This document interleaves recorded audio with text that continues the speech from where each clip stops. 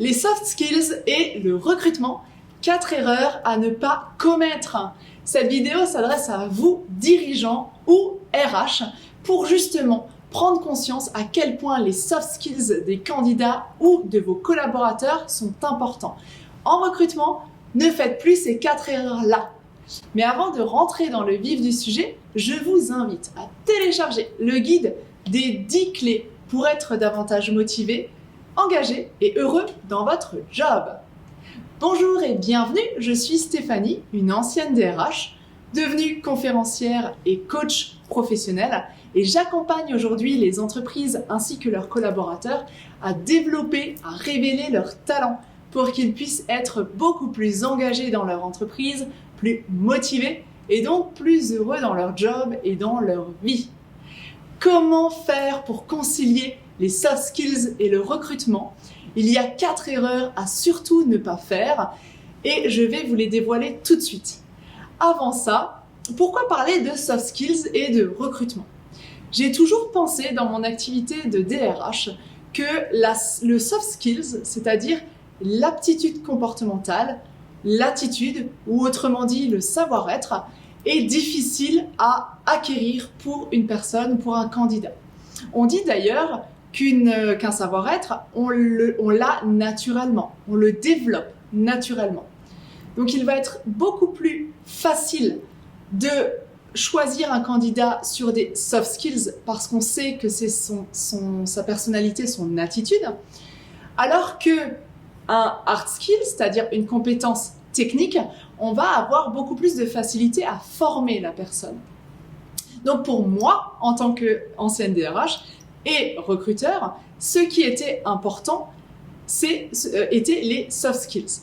Même si, il faut se l'avouer, la personne, bien évidemment, doit avoir les compétences techniques. Vous ne pouvez pas embaucher un photographe qui n'a pas de compétences techniques dans la photographie. En revanche, à compétences égales, les soft skills, c'est-à-dire les savoir-être, l'attitude de la personne, son aptitude comportementale va faire la différence. Et pour ne plus commettre d'erreurs pendant les recrutements, je vous propose justement d'aborder la première erreur qui est faite de temps en temps dans les recrutements. Je le vois, je l'observe et c'est pour ça que je vous la partage. La première erreur à ne pas faire, c'est d'oublier les soft skills dans les fiches de poste. Vous avez peut-être, et je l'espère pour vous, des fiches de poste qui sont en place dans votre entreprise. Dans ces fiches de poste, vous allez décrire le métier ou les métiers qui sont présents dans votre structure. Généralement, on pense à parler des compétences techniques et on oublie 9 fois sur 10 les compétences dites comportementales, les fameux soft skills. Et donc les savoir-être sont tout aussi importants à définir dans votre fiche de poste parce que dans certains métiers, on va rechercher des savoir-être qui sont importants, voire même indispensables dans certains métiers plutôt que dans d'autres. Donc, RH, prenez le temps de lister, en demandant tout simplement à vos collaborateurs, de lister quels sont les soft skills, les savoir-être qui sont importants, indispensables, nécessaires ou au contraire seulement recommandés pour chaque métier et donc les informer, les indiquer dans votre fiche de poste. Au passage, c'est un gain de temps quand vous passerez des annonces, quand vous chercherez des nouvelles personnes, ça vous facilitera la vie et ça vous fera gagner un temps fou dans la rédaction de votre offre d'emploi. La deuxième erreur à ne pas commettre, c'est de croire que les soft skills se repèrent au premier coup lors d'un entretien. On peut penser qu'on voit tout de suite, qu'on repère au premier coup d'œil les soft skills lors d'un entretien. Sauf que ce n'est pas toujours vrai.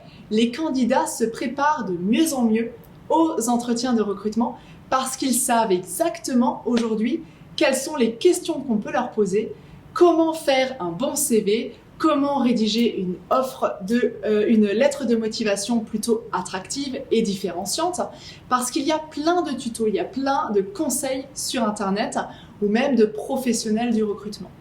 Donc comme le candidat est de plus en plus préparé à son entretien, il va être possible que ce candidat ne vous dise pas tout, ou en tout cas, il peut enjoliver certaines choses.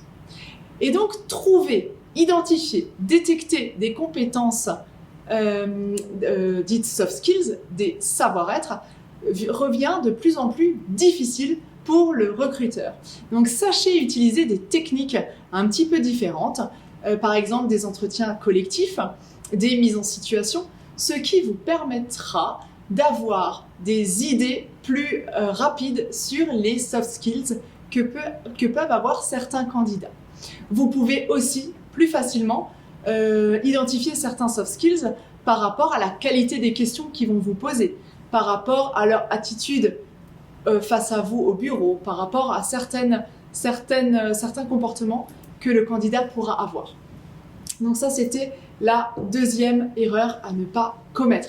La troisième erreur à ne pas commettre, c'est de mélanger soft skills et émotions.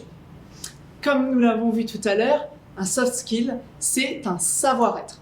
On ne peut pas comparer un savoir-être, c'est-à-dire une compétence transférable, à une émotion qui est passagère. Une compétence transférable, vous la gardez dans le temps. Après, vous la maintenez ou vous la maintenez pas à jour, mais vous pouvez la garder dans le temps. Alors qu'une émotion, elle arrive comme ça en fonction d'une situation. Cela ne veut pas dire que vous ne pouvez pas juger de la manière dont le candidat gère ses émotions. C'est un autre sujet. Mais ne pas confondre émotion et soft skills parce que vous risquez de ne pas juger le candidat sur des bonnes bases. Et enfin, la quatrième erreur à ne pas commettre, c'est de mettre toutes les soft skills au même niveau. Nous l'avons vu tout à l'heure avec les fiches de poste. Dans certains métiers, des savoir-être sont beaucoup plus importants, prioritaires, nécessaires que dans d'autres. Il est important que vous puissiez hiérarchiser et prioriser ces soft skills de manière à savoir pour quel métier nous recherchons ces soft skills et c'est non négociable. En revanche, pour ce métier-là, on peut accepter de manquer d'un soft skills parce que c'est celui-ci qui sera important. Donc, pensez à prioriser. Alors maintenant, RH, notez-vous ces 4 erreurs à ne pas commettre. La première, c'est d'oublier les soft skills dans la rédaction de vos fiches de poste. La deuxième erreur à ne pas commettre, c'est de croire que les soft skills se repèrent au premier coup d'œil lors de l'entretien. Le troisième, c'est de mélanger les soft skills avec les émotions. Et enfin, le quatrième, c'est de mettre toutes les soft skills dans le même panier et au même niveau. Voilà, vous en savez plus sur les erreurs à ne pas commettre. Mettez-moi en commentaire quelles sont les erreurs que vous avez peut-être déjà commises et surtout, comment est-ce que vous avez fait pour y remédier? Comment ça s'est passé dans votre vécu? Partagez-nous les infos parce que ça peut alimenter notre communauté et surtout ça peut aider les personnes qui vont visionner cette vidéo. Sans plus attendre, je vous invite à vous abonner à la chaîne YouTube si ce n'est pas encore fait et cliquer sur la cloche de manière à être notifié dès qu'une nouvelle vidéo sera publiée. Je vous invite maintenant à visionner une autre vidéo sur ce même sujet, sur les compétences soft skills qui peut vous apporter des compléments d'informations ou d'autres réflexions. Et cette vidéo s'appelle « Astuces pour développer les soft skills ». Une autre vidéo que je peux vous proposer, c'est « Comment identifier vos soft skills ».